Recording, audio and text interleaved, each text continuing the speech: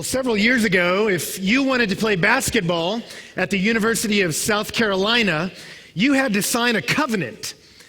And the most interesting thing or conspicuous thing about this covenant was that nowhere in it does it mention basketball or the playing of basketball.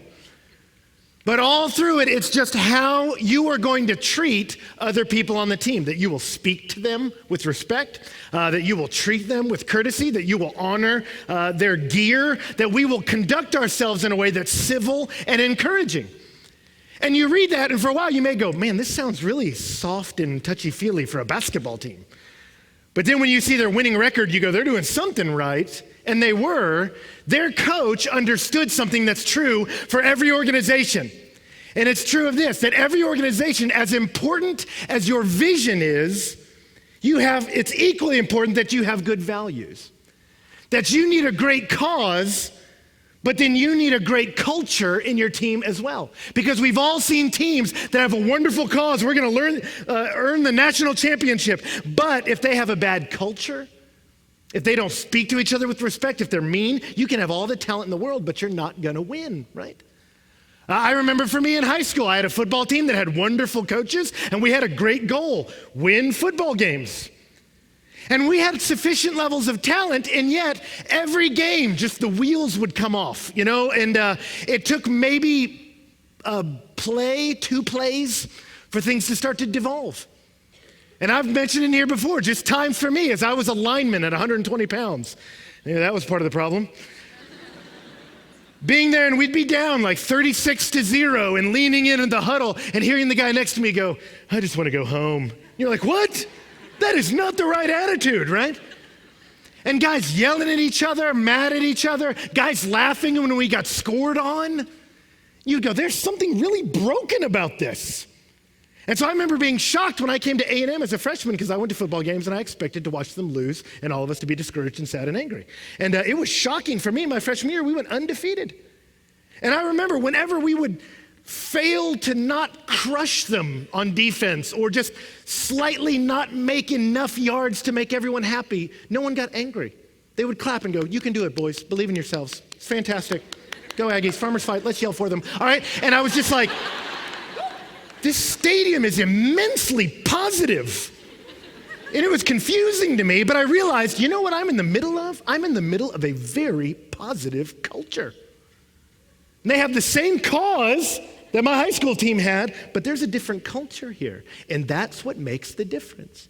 You're not going to hit your goal as any organization. And this is true for any organization, what I'm talking about, organizational dynamics. It doesn't matter what vision you have. If you don't have values that are worthwhile, you're not going to hit it. It doesn't matter what your cause is. If your culture and your community, the way you talk to each other, the way you treat each other, if that's broken, you won't hit it. And so if you want to get to a great goal, you've got to have a good group dynamic. And what I love about our text is we're talking about Christianity, Christ, the team that God Almighty has put together. And I got to tell you something, it has the best cause. It has the best goal. It has the grandest vision that all of humanity, God has come to rescue. God is doing a work where he's beating back the darkness, getting rid of sin, getting rid of sickness, getting rid of death. That Jesus came to die for us and rise and to call forth a community that is marching towards eternity, the day he will arrive and wipe away every tear. And when we come to know him, he radically changes us, puts us in a family, and we run together, beating back sin, rescuing those who are hurting, and marching into a glorious future where he will win and we will enjoy him for eternity. That's where we've been the last 2 weeks. That's a great cause. And now as he turns to this section, he says, and as we march towards that cause together, this is what we're supposed to be like. This is the kind of culture I want us to be. This is how I want us to move and talk to each other as we pursue this great goal. That's where we're going tonight. And we're really just going to look at two things. He said, as we do this together, as we gather our little crew and we run together, there is a constituency of us that we are going to honor. And there's a constituency of us that we're going to help. That's really it. He says, as we move together, there's a group of us that we all need to honor, and there's a group of us that we all need to help. And that's where we're going. So you look, the first thing he says is there's a group among us that we need to honor. And you see it in verses 12 and 13. He says, we ask you, brothers, to respect those who labor among you, are over you in the Lord, and admonish you, and to esteem them very highly in love because of their work. Now that word respect in Greek, it's actually the word to know. And so what he's saying there is, I want you to acknowledge them. That's really a better translation. And I hate to say that because I hate to rip on translations, but acknowledge would have been a better word. What he's saying is, there's a group of people that I want you to notice. I want you to see them. You're walking along and I want you to identify a certain clientele of people. And then he says, when you identify them, I want you to esteem them. I want you to honor them. I want you to hold them in high regard. That's what he's saying in these two verses. As we're moving together, there's going to be a certain clientele among us that I want you to identify and then honor. That's the idea. Now, the big question is, who are these people? And as he works through it, he says, they are those who labor among us, who care for us in the Lord and instruct us. That's the idea. And in that text, there's one, in Greek, there's one definite article that kind of controls those three verbs. And if you're like, I don't care, too many words, here's what that means. It means it's one group of people that does all these things. He says, among us, there are some people, and they do these three things, and they do all of them. And you go, what do they do? Who are these people? He tells us, number one, he says, they're the people who labor. They're the people who work hard among us. Now that word labor can be used of physical, manual labor, but when Paul uses it, he often uses it of himself as he spreads the gospel. So he said in Colossians, he said, my goal is to teach every man and train every man in all wisdom that I may present every man complete in Christ. And he says, for this I toil, I struggle with all the power God will give me. And then in 1 Corinthians and in Romans, in the shout out sections at the end, he tells everyone in the churches to honor and respect those who work hard among you. And the idea is that they work in serving the church. So when he says it here, he goes, there's a group of people that are working hard to spread the gospel and serve the church. He says, and I want you to look for those people. Who are the people who are laboring to spread the gospel and to serve us? But they're not just laboring. The next one, it says they are over you in the Lord. That word, again, it's a word that has a range.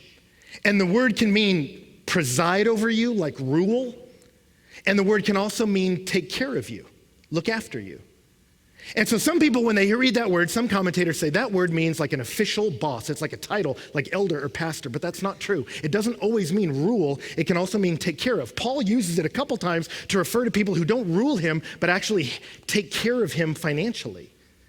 And so it can mean kind of rule or lead. It's used 3 times in 1 Timothy of a dad, a father who manages his household. And that really carries both ideas. He kind of rules the house, but also takes care of it. But here in this text, it's not real clear what emphases he wants to say. Are these people who rule you, like they're the boss and tell you what to do, authority? Or are they people who are looking out for you and funding you and helping you financially and taking care of you? Or is there some mix of both? It's probably both, that they're managing and administrating, but it doesn't mean an official role like they've been hired as a boss. He doesn't use the word elder anywhere in this passage. These aren't official leaders here. And yet they're people who are managing, taking care of us, helping us. And then the last part says, and they admonish us. That word admonish means to teach, but it doesn't just mean teach like download data. It means teach with a view to changing your conduct. That these are people that talk to you about how to live your life and they make you better people. And so that's who he's saying to talk about. He's saying, what do we do? The first thing we need to do as a Christian community is we gather together, and these Thessalonians, they were brand new Christians. And Paul gathers them together and says, you belong to Christ. All the future is going to be his. You are marching towards him. They're like, all right. And he's like, okay, here's what we're going to do. What are we going to do, Paul? He says, the first thing we're going to do is we're going to honor. We're going to esteem highly and love the people among us that work hard and care for us and teach us. But what's interesting about this is, if you notice in the text, he doesn't say they're elders. He doesn't say they're the pastors of the church. And you go, why not? Here's why I don't think he is. He's saying that because remember, this is a brand new church, and Paul had to leave suddenly. And so he didn't get a chance to set up leadership. You see him do it in the pastorals. He sends Timothy or Titus to help set up elders, official positions who rule the church. But Thessalonica, do you remember they had to bolt really fast? And yet what's interesting in the pastorals, as he says, here's how to pick leaders. Do you know what he tells the church? He says, here's how you pick leaders. You watch and you see, and then he says these things. Look at your community and see who's working hard, who's teaching you, who's taking care of you, and those are the people you make leaders. And so what I think is happening here is we're catching them on the front end. Paul is giving them the blueprint of how to be a leader in the Christian community. That's what he's doing in this first part. He's saying, hey, we don't have official titles for them yet, but I want you to start looking around, start seeing, because some people are going to rise up that are going to run this crew. And here's the kind of people I want you to look for, and that's the clientele. So who do we honor? I love it. If you just think about what he's doing here, he says, there's a group I want you to honor. Who? They're the people that are working hard, who care for you and teach you. That's who you honor. And here's what's interesting about that. He's saying, this is an organic leadership development school. He's saying, these people are going to be your leaders. How do we know? How do Christians pick leaders? How do we decide who's going to rule us? And I got to tell you, we make those decisions all the time, especially at A&M. A&M is the most organizational, startingest school ever. When I came here as a student, I remember there was an organization that was called the Howdy Organization. It existed for no other reason than to preserve the greeting howdy. Someone started an organization for no other reason than to preserve a certain form of greeting. And they had applications and everything. And there's hundreds of Christian organizations and dozens of churches, and the reality is we're picking leaders all the time. But I want you to notice something. On what basis does the Christian pick a leader? How do we decide who leads us? Who do we honor? Who do we raise up? What is Paul telling us the criteria is? Do you know what it is? Proven service. Proven service. Who gets to lead? Who do we honor? The person who's already doing the work. Do you see that? He doesn't say a thing about talent. He doesn't say, well, pick the person who's just really funny or really charismatic or just super awesome. He doesn't say anything about spiritual giftings even. He says, pick the people that have proven service, that they're in there doing the work. And I got to tell you, that's important for us. There's two things I want us to see in this section. The first thing is this, is how do you pick Christian leaders? I got to tell you, it's not based on talent and charisma. But I meet people all the time that they're a little bit talented, they got some charisma, so out there in the world, they're made leaders of all kinds of organizations. They're funny, they're smart, they're whimsical, and so people say, hey, you lead us. And so then they come to the Christian church and they go, hey, I'm talented, funny, whimsical, give me the ball, I'll lead. And the answer is no. No. Because our criteria is proven service. Because I tell you something, it happens all the time in denominations and organizations. What happens among churches? They'll find someone who's talented, someone with charisma, and they'll make them a leader. And a couple years later, what happens? They have an affair, they steal money, they are a train wreck. Because talent without character is a tragedy waiting to happen. It is. And so I got to tell you something. The way we raise up leaders in the Christian church is we wait till you have character. We put you at the bottom. We put you where there's no glory, no spotlight at all. Why? Because if the spotlight shines on you, if we give you the big stage right away, you'll be doing it for the glory. We put you somewhere where there's no glory, right? We put you leading junior high small groups, right? Where they're picking their nose and you're like, I'm trying to pay attention. All right, and somebody where there's no glory. And they're not going to go, wow, that was powerful. Thank you. All right, it's not going to happen. And why are we going to put you there? Because if you were just doing it for the glory, you'll go, this stinks, and you'll quit, and we didn't need you anyway. But we put you somewhere low. Why? Because you'll realize, I'm not getting any feedback. I'm not getting any glory from me. The only reason why you would keep serving is a fear of God and a genuine love for people. And that's what we need developed in you. That you get a deep fear of God and a deep love of people, and as God molds that character into you, then you become a person who can rise up and lead us. So I have guys come to me all the time. They come up to me and they say, how do I get to do what you do? And what they mean is one of two things. How do I get to speak in front of large crowds of people? Or how do I get to be the boss over my own organization? And both are the wrong question. Because I know what they're asking. Because this text says what? It says honor and esteem and love those who are leading you. And so I know what they see. They see guys who are leading organizations, who are guys who are speaking in front of big groups, and they see the honor, they see the esteem, they see the love, and they want a piece of that action. And so they say, how do I get there? And so what happens with a lot of them is the questions become something like, when you tell them pray, serve, they go, yeah. But how do I get there? And what they're asking is like good business school questions. How do I network? Like who do I need to move with? Who do I need to talk to? Who needs to know my name? How do I slip my card in? How do I call the secret line, all right, to really get in? And how do I fast track this baby so I can get to the top now? And the reality is, it doesn't work that way. It doesn't work that way. How do you get to be a leader in God's church, among God's people? You love people. You serve people. And I got to tell you something. I want you to hear this. You won't get the honor of people and you won't get the love of people until you take on the problems of people. That's who we look for. And that's what he says here. He goes, you know who we honor? You know who we love? The people who are taking care of us. The people who are laboring for us. The people who are helping us. Those are the people we go ahead and put in leadership because they're already doing the work. They were doing it for no glory and no title. We stick them up there. But the people who are hungry for the glory and title, no. They want to fast track being a leader, and you got to stop and go, you know what? You know where we start? We start with service.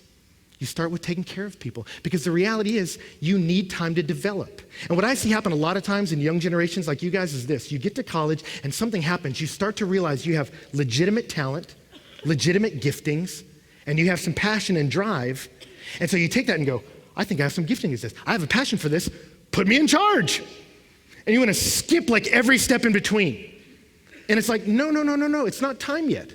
Like, I can dribble a ball. Put me in the NBA. Whoa, there's a couple levels, all right?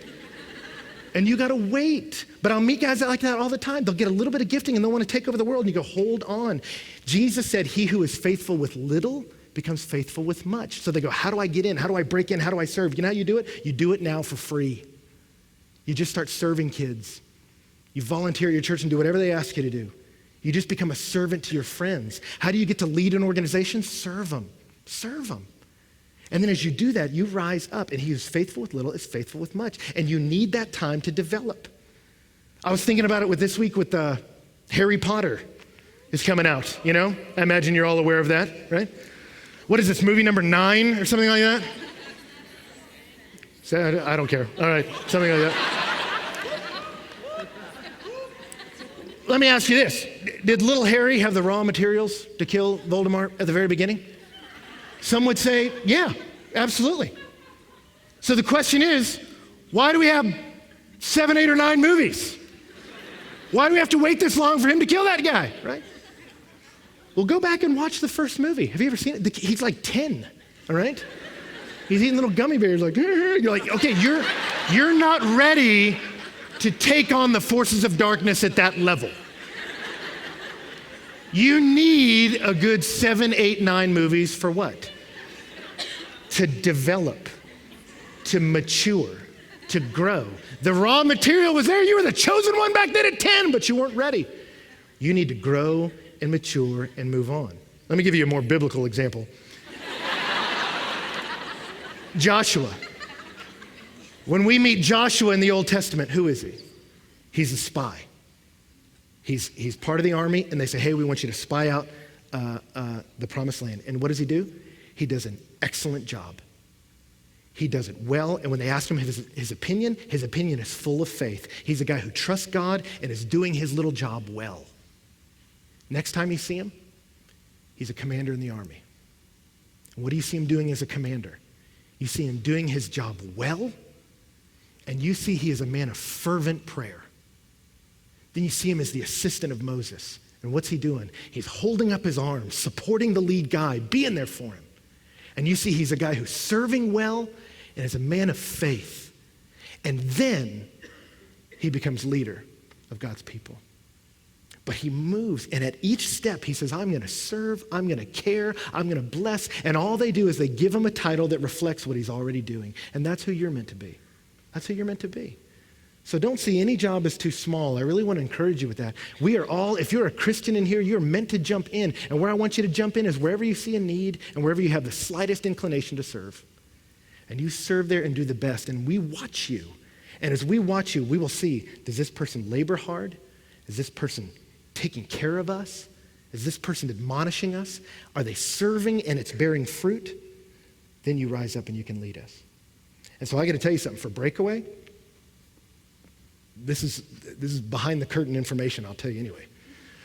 When someone asks to lead, that's a pretty sure guarantee they won't.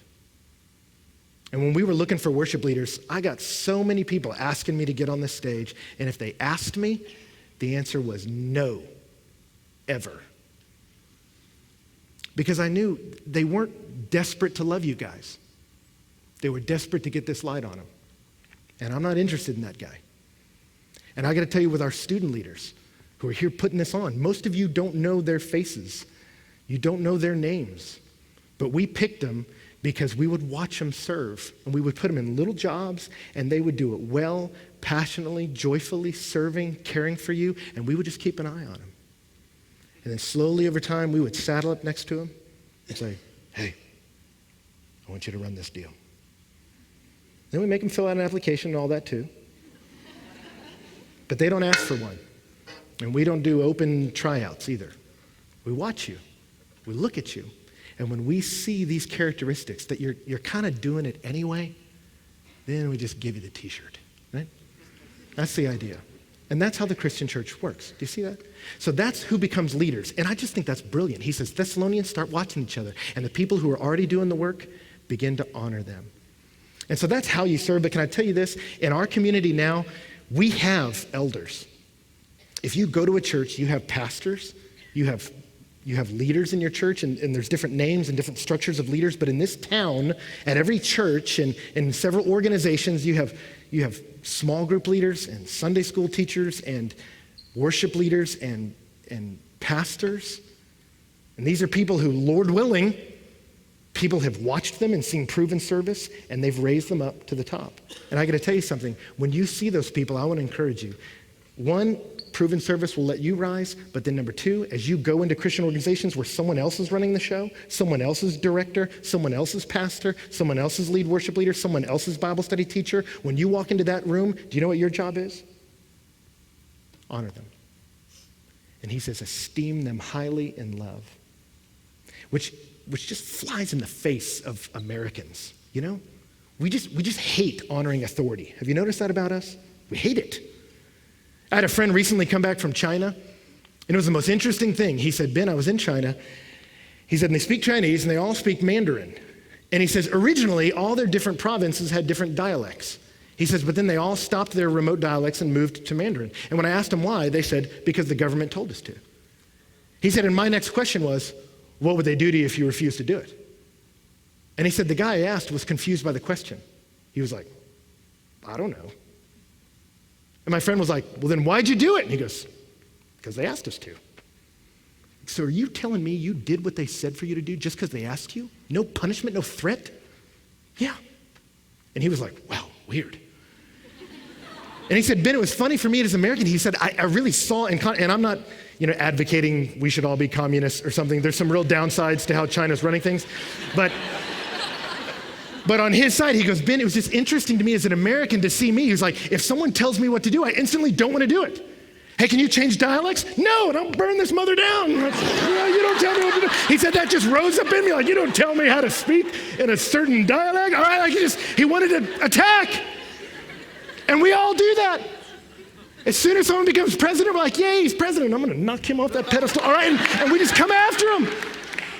And we do that with organizational leaders. The minute they make a mistake, we're all over them, right? And we do it with pastors. You ask people why they don't give to their church, and what a lot of people say, well, I'm not sure what they're doing with the money behind doors. And we question their integrity, and you're like, if you don't think they're handling your money well, why are you going to church there? And so if they are, give them your money, but there's some about us that we're like, I think you're doing a good job. I'll keep listening, but you don't get my money because I get my eye on you. All right, and there's distrust.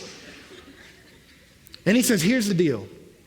When someone rises up and they're a leader in the Christian community, you notice that they're working hard for you, they're caring for you and admonishing you, they're making us better people. When you see them, don't withhold encouragement. There's this arrogant insecurity in us that we can't do it.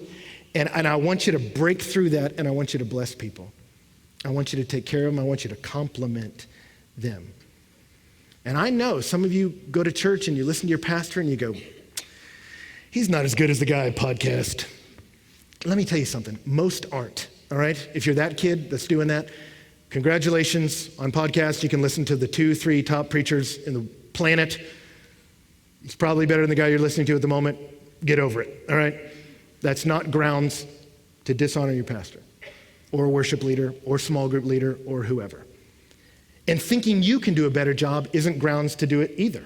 There's a lot of us that sit back and we just go, psh, I could have said that better. I could have said that funnier. I could have said that more powerful. Me, all right? And it's just kind of like this arrogance, and you don't encourage that guy. You don't encourage him. And I'll tell you something, you know why I know this about you? It's because I was that guy, all right? And I didn't know that until I started leading something. When I became a youth pastor right out of college, I remember I hired my first hire, and I remember I wasn't doing it for his encouragement. I would have quit long before that, and I wasn't doing it for my students. But I remember if anyone in my organization would tell me I did a good job, or tell me I was leading well, or tell me I made a good decision, or do what I said and not be really angry that I said it, I was just so encouraged by that. I was so blessed by that. I could run for miles on that fuel, you know? And then I remember as I realized that, I thought about, and I have never done that from my boss. And I realized when I sit around staff meetings, I'm that guy hunched down in the chair. Ben, will you do this? Yeah, it's whatever, dude, it's fine. And I realized I am what I hate. I'm the guy I don't like. I'm a monster. I was like, in that category, I'm not the guy I want to have on my team. And that changed me. I remember now, from now on, when my pastor does something well, I want to encourage him. I want to bless him. I want to build him up. I want to do what Paul's telling me to do. I want to shoot love into the system. And I want to encourage you. This isn't some backhanded way for you to encourage me. I'm not asking for encouragement. I'm not like, and so if they're admonishing you on Tuesdays at 9 o'clock, you just love them. All right, that's not that. You know what the takeaway is from this point for you guys, if I can encourage you? I want you to write a thank you note to your pastor. I want you to tell your Bible study leader thanks. I want you to walk down front at the next service where they preach the gospel and it helps you and shake their hand and say thank you. I just want you to bless the people who are leading, all right? It's interesting. He moves on and he says, be at peace among yourselves. And commentators go all over the place with, why does he throw that in there? It's random. And they call this section like assorted encouragements. And you're like, no, it's not assorted. Why does he say be at peace among yourselves? Because where there's no leadership, there's no peace. And where there's no gratitude, there's no peace. We need both. We need leaders, and then we need to be encouragers. One of the greatest tragedies in church history is Clement's first letter to the Corinthians, because it comes right after Paul's letters to the Corinthians, where Paul begged them to get along. And Clement says, you know what happened? He says the young ones got fed up with the older ones, and there's a church split. And what Clement says is, he says, the worthless have risen up against the honored, those of no reputation against those who are renowned, the foolish against the wise, the young against the advanced in years, and for this reason, righteousness and peace have departed from you. He says, there used to be peace, and now there's not anymore. And you want to know why? It's because the people refuse to honor and esteem and love those who God put above them as leaders. And I don't want that for your church. I don't want that for your small group. I don't want that for your organization. So we take care of them. Does that make sense? Last part, we'll go quite a bit quicker, and it's this. Paul does something interesting here, and I love it. The picture is of this little community journeying on into forever. And you know the mental picture I got as I looked at this? He's telling us, I want you to honor the people who are the front runners.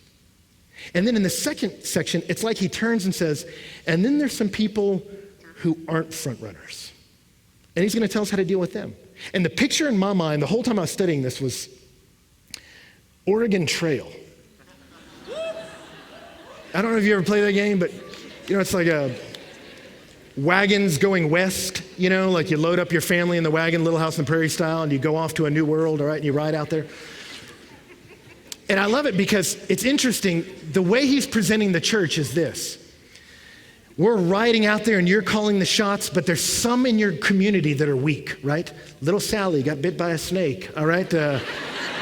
She's got the fever, Pa, you know, that kind of thing. And in that moment, you have to make a decision. Do I just keep riding and let Sally die? Or do we get, that's cold-blooded. You probably killed all the bison too. Or do you give them rest? Do you give them medicine? What do we do? And what's interesting about this is he's going to say, hey, there's some people who are front runners, who are leading, and we need to honor them. And then there's some people who are kind of sick and kind of beat up and kind of need some help. And he's going to tell us how to deal with them. And what you see about the Christian church is we are not this slick, fast-moving special forces group, right? You know, where everybody's gunned up and ripped and ready to run. Okay, we are not a jet, all right, that just screams through the air. We are a covered wagon with sick people in the back. And we're like, oh, we got to pull over, you know, and not all of us are front runners. And so he says, we got to honor the people who are leading us. And then those people that aren't, we got to help them. So we honor those who serve and we help those who struggle. That's this passage. And real quickly, those who struggle, he says a couple things. He says, admonish the idle. That word idle, frankly, means slacker. Either financially, spiritually, they're disorganized. They're the people who aren't contributing, all right? They're lazy. And what's interesting about it, in 1 Thessalonians and 2 Thessalonians, laziness is directly tied to chaos and disorder in the community. He says the idle people are the people who are causing chaos in the community. And so he says those who aren't serving, aren't contributing, aren't doing anything, but have the capacity to. They're idle. They're causing chaos in the community. And some of you are maybe aren't serving, aren't doing anything, aren't helping any Christians anywhere, not giving, not serving, and you go, well, I'm not causing disorder. I'm not causing chaos. I'm not doing anything. Right. That's the problem. You're not doing anything. And so you're one of two things if you've chosen to do nothing to help us. You're a drain on our resources, or you give us a bad reputation in the world. Because the world's hurting and our gospel says that we care deeply for the hurting. And if you send out a message contrary, you hurt us. And so he says there's a group among you that they have the capacity to serve and they're just not. They've decided to pursue comfort. They've decided to mooch off of you. They've decided they don't really care about the purposes of Jesus. And he says those people I want you to admonish. Admonish, quite frankly, just means lovingly kick them in the butt.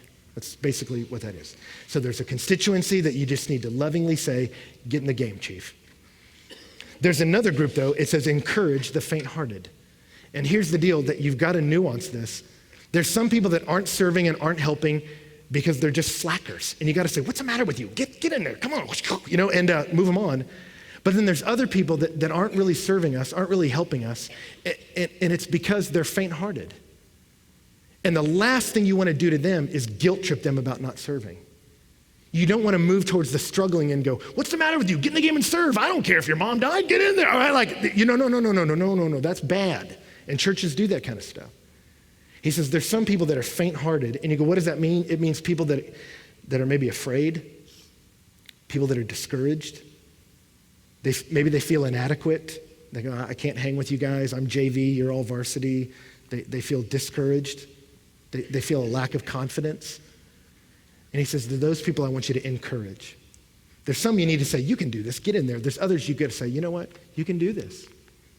And you breathe courage into them. You don't get mad at them. You don't jump on them. You don't slap them around and go, you should serve around here. Why are these Christians idle and write some book about how they're not really saved? Easy. You got to encourage the faint-hearted, not just leave them on the side of the road. And then he says, help the weak. That word help is the idea of you hold them up.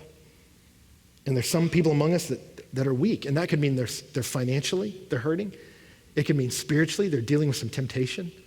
It can mean physically, those who are ill. And I got to tell you something. If you start serving in a church, you figure out pretty quick. There's people that are front runners and are leading, and there's some people that need help. And he says there's some weak people among you, and you need to help them. You don't need to cast them aside. You need to work with them. And here's the reality. At some point in all of our lives, we'll be this person. Some category will come up where you're not strong. Some area of temptation that doesn't tempt those seven, but it sure gets you. And you're going to have to say, you know what? I'm not the leader in this moment. I'm the weak one in this moment. I need your help. Or maybe you say, you know what? I've dealt with a tragedy in my life right now, and I know the whole train's moving this way, but I need some comfort right now. I don't need a list of to-dos. And that's okay. We're not going to kick you out of the van if you're not pushing the ball forward. And some of you, we go, you know what? You need some help right now, and we're going to be there for you. And he says, be patient with all. Be patient with all. Which I think is good because it's just so practical. You know, heaven will be a place, the eternal state will be where we all get along joyfully and we're all happy. But the reality is now as Christians, we have the love of God in our hearts. We're a family, but sometimes we're just going to have to be patient with each other because we get on each other's nerves. Isn't that great? I mean, it's sad because you're like, oh, it's true, you know? And you've all been there. You've been in a small group with that guy who keeps saying stuff that you're like, wow.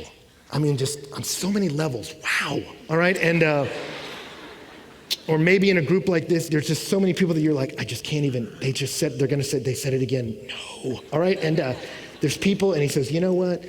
You got to be patient. And I remember for me, the first time I worked on a church staff, there were some people that were kind of charismatic off the dangerous, crazy end. And there were some people who were really conservative, kind of older end. And there were some people who were just clueless on the Bible, like didn't know a thing end. I remember one of them saying, didn't Jesus turn wine into fish? And I was like, wow. And I remember going, man, and I was just like, Lord, why did you put me in the crazy house? And then I realized, no, we got to be patient with each other. And then you know what I realized? I realized my problem was I was the judgmental one. I didn't see myself, but I was the guy going, you're crazy, and you're the, and then suddenly when I realized that, I was like, they're all having to be patient with me. No, I'm a monster. And I realized, no, we got to all be patient with each other. And then really he closes by saying all of this, you know what this is? It's a working out of the golden rule. No one repays anyone evil for evil, but always seek to do good to one another and to everyone. People are going to hurt your feelings. People are going to hurt you. And he says, you know what? You don't repay evil for evil. You don't hurt them back. And actually, it's not just you refrain from doing evil to them. You actually do good to them. You bless them. And then he makes sure, not just among Christians, you do that with everybody, the whole world. And he says, that's basically what we do. So when they're leaders, we encourage them when they're leading. When they're hurting, we encourage them when they're hurting. And when they hurt us or run over us, we bless. We bless them. And honestly, what he's asking us to do there is really hard. It's really hard. And you say, how do I do that? I mean, if you really think about that, if someone hurts your feelings in an organization, you don't talk bad about them. You don't rip on them. You bless them. You only speak well of them. When they talk bad about you to other people, you don't talk bad about them. When they do something to you, directly to you that hurts, you bless them back. I mean, that's pretty powerful language. Never repay evil for evil. Always do good to them instead. Love your enemy. I mean, that's pretty serious. And so here, if you just, to wrap up, he says, I want you to bless everyone, help everyone, be patient with everyone, love even your enemies, the end. If we're really going to take this seriously, we have to go, that's really hard. How do I pull that off? Well, the only way you do is where this text started. He says, remember those who care for us in the Lord. The only way we're going to do this is because we are in the Lord. We have a Lord Jesus who was patient with us. We have a Lord Jesus who didn't repay evil for evil. Aren't you glad about that? I mean, aren't you just thrilled Jesus wasn't like Eminem or Justin Timberlake? I mean, just listen to their music. Listen to an Eminem song the other day. It's a little too late for you to say sorry now. I mean, can you imagine? Jesus is crucified and then rises from the grave and like, it's a little too late. All right, just won't help you. Cry me a river while he's floating up, you know? How weird would that be? Didn't mean for that to be so disturbing. Let me ask you something. Or let me say something. He's our guide. He's our guide. That's our guy. When he was reviled, he did not revile in return. When they nailed him to a piece of wood, he said, Father, forgive them. Why? Because he entrusted his soul to him who judges justly. God will give me justice, and God will use me as a conduit of grace. And so I will be an instrument of peace in this world. And so he died praying for the forgiveness of those who murdered him. And when he rose, he is patient and kind and gentle with us. And if you're a Christian, you're one of his kids. And he will give you the resources to bless those who lead you. He will give you the resources to be kind to those who are difficult. He will give you the resources to love your enemy. That's what he did. And when we realize I was his enemy and he died for me to forgive me and save me, then when someone's mean to you, you have resources to be kind. When someone's leading you, you have the resources to bless them fully. And when someone's hurting, you have the resources to come to their aid because our King has done so for us.